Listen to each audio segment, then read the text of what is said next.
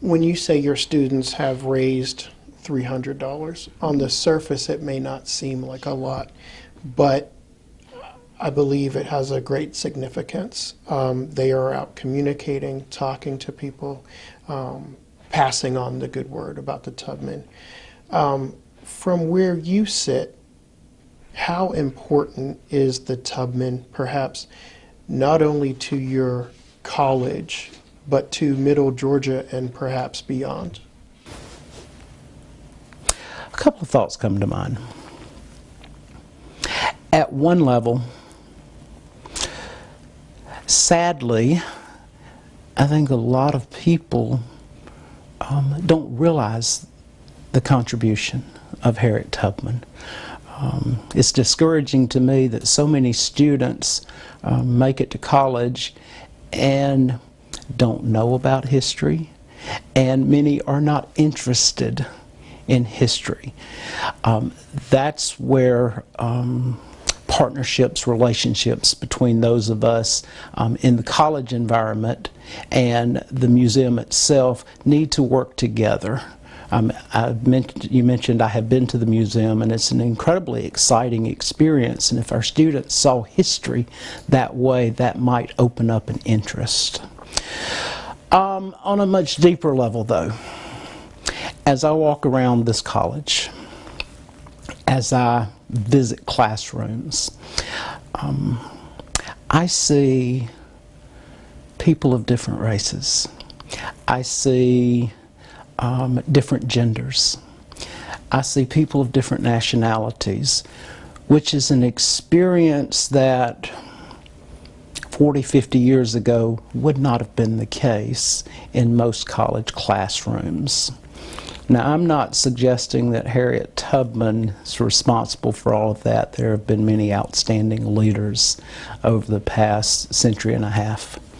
However, she was one of the very earliest to take risk to make freedom, equality a reality. And so that's there, whether people know of her impact or not. It is felt on a daily basis. You have a wonderful person here, Tanya Moore, Career Services Director. She sits on the board of the Tubman. Why would you encourage perhaps each and every student on your campus, other universities or colleges, or major companies to donate, get behind the Tubman, get a membership? Harriet Tubman, I am not a historian, I will say that, but I have studied a little bit about her, and I do love history. Harriet Tubman not only did dozens of trips back to the South after she escaped slavery to help hundreds of slaves make it out of slavery. She was involved in the Civil War efforts and was everything from being a cook and a nurse to actually leading an armed troop into battle. But after the Civil War, that was not enough. She continued to help former slaves have better lives. Then she got involved with the women's suffrage movement. She spent her life trying to make life better for other people. And this is a former slave who could not read, who lived most of her life in poverty, a female, and look at all that she accomplished. I need to learn from that example. I think all of us can learn from that example of what a person can accomplish if they just keep going.